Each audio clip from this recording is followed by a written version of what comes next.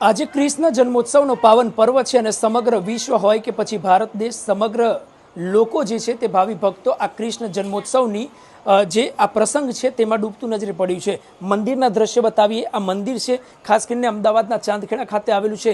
ગાયત્રીનગર અને ગાયત્રીનગર ખાતે આ મંદિરનો શણગાર કયા પ્રકારનો કરવામાં આવ્યો છે ચોક્કસથી દ્રશ્ય જોઈને આપ સમજી શકતા હશો। અને આ તમામ જે આ ભક્તો છે તે ભક્તો ક્યાંક ને ક્યાંક ભગવાન શ્રી કૃષ્ણની ભક્તિમાં લીન જોવા મળી રહ્યા છે। ત્યારે કૃષ્ણ જન્મોત્સવની ઉજવણી ખાસ કરીને કરવામાં આવશે। 12 વાગ્યાની આસપાસ જે છે તે માટલી ફોડવાનો કાર્યક્રમ જે છે તે ક્યાંક ને ક્યાંક રાખવામાં આવ્યો છે અને તેવી રીતે જ જન્મ મહોત્સવ જે છે કૃષ્ણ ભગવાનનો તે ઉજવવામાં આવશે। સ્થાનિક લોકો છે તેની સાથે વાતચીત કરવાનો પ્રયત્ન કરીશું। શું નામ છે આપનું, ક્યાં રહો છો આપ અને કયા પ્રકારનું આજનું કાર્યક્રમ છે? અમારું નામ પ્રફુલભાઈ પટેલ છે। અમે ગાયત્રીનગર ચાંદખેડામાં જ રહીએ છીએ અને અમારું આ ગાયત્રી યુવક મંડળ છે જે અમને વર્ષોથી સાથ સહકાર પબ્લિકનો મળી રહ્યો છે। એના ઉપલક્ષમાં અમે કાર્યક્રમ યોજીએ છીએ કૃષ્ણ જન્મોત્સવ। આજે કયા પ્રકારનો કાર્યક્રમ છે?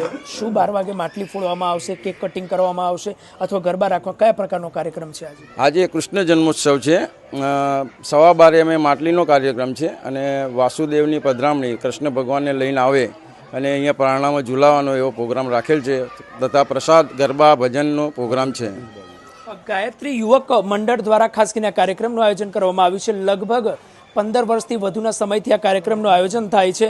શું કહેવા માગશો? કેટલા લોકો છે આપના મંડળમાં અને આ 15 વર્ષથી આયોજન આ પ્રકારનું થાય છે?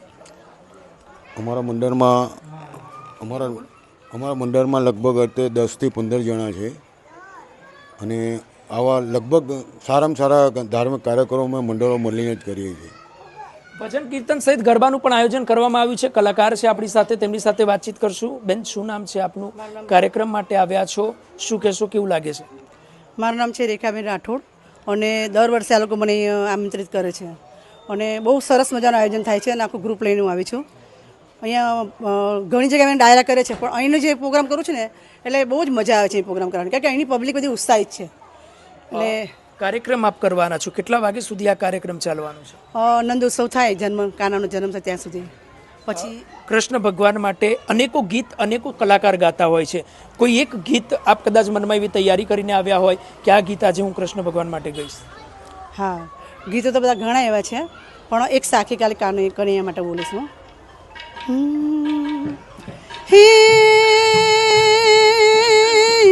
કાનુડા તારી મુરલી જ રે, હે કાનુડા તારી મુરલી અને મારે ચિતડે ચોટી જ ગઈ, હે ઓલી ગેલી બની વ્રજની ગોપીઓ, અરે રે હે મારી નિંદાર વેરણ થઈ।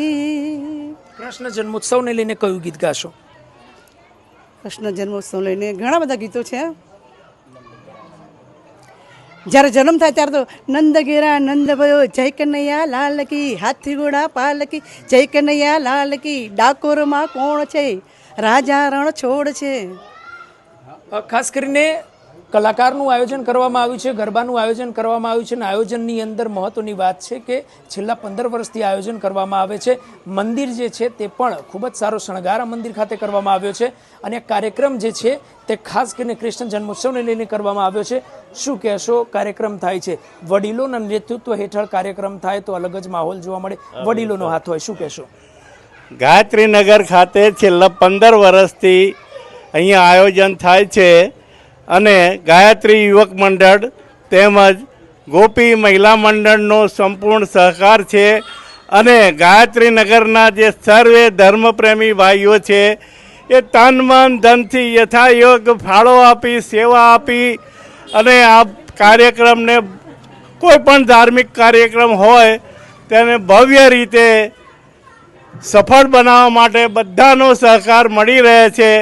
બોલો ગાયત્રી માત કી જય, કૃષ્ણ કનૈયા। ચોક્કસથી તો આ ગાયત્રી યુવક મંડળના તમામ લોકો છે, આ લોકો જે છે તે ખાસ કરીને એકત્ર થયા છે અને કાર્યક્રમ ખાસ કરીને આયોજન કરવામાં આવ્યું છે અને ગાયત્રીનગર ખાતે ભજન કીર્તનનું આયોજન કરવામાં આવ્યું છે, ગરબાનું પણ આયોજન કરવામાં આવ્યું છે અને આ કાર્યક્રમની સાથે જ 12 વાગે કૃષ્ણ જન્મોત્સવનું આ કાર્યક્રમનું આયોજન કરવામાં આવશે। બહેનો છે આપણી સાથે, શું કહેશો? આપને તે કાર્યક્રમનું આયોજન કરવામાં આવ્યું છે, શું કહેશો? અમે આ બધું શણગાર્યું, અમે બહેનોએ બનીને જ શણગાર્યું છે અને લાસ્ટ 2-3 વર્ષથી અમે જ કરતા આવ્યા છીએ આ બધું. શણગારવામાં પણ ઘણી મહેનત થતી હોય છે. હા, શણગારવામાં પણ ઘણી મહેનત થતી હોય છે. શું કહેશો, શણગાર્યા બાદ એક ઉત્સાહ અલગ હોય છે, આપનું શું કહેવું છે? ચોક્કસથી કદાચ હસી રહ્યા છે, ન બોલવાનું શરમ પણ આવતી હોય, પરંતુ આ મંદિરના દ્રશ્ય બતાવ્યા. આજે ખાસ કરીને આયોજન કરવામાં આવ્યું છે. પાછળના દ્રશ્ય બતાવીએ. આ તમામ જગ્યાએ ખાસ કરીને રાસ ગરબાનું આયોજન કરવામાં આવ્યું છે. ગરબા અહીંયા કરવામાં આવશે અને ભજન કીર્તન કરવામાં આવશે. સમગ્ર ભારત દેશ આજે કૃષ્ણ ભગવાનની ભક્તિમાં લીન જોવા મળશે. ત્યારે આ તમામ જે કાર્યક્રમ છે તે ખાસ કરીને આ જ પ્રકારના કાર્યક્રમનું આયોજન ખાસ કરીને અહીંયા કરવામાં આવ્યું છે. ત્યારે આ કાર્યક્રમની અંદર મહત્વની વાત કહી શકાય કે 12 વાગે જ કૃષ્ણ ભગવાનની જે માટકી છે તે ફોડીને આ સમગ્ર કાર્યક્રમ જે છે તે આગળ વધારવામાં આવશે. કેમેરા પર્સન સાથે પ્રેમ ચોબે, સમય રિપોર્ટ, અમદાવાદ.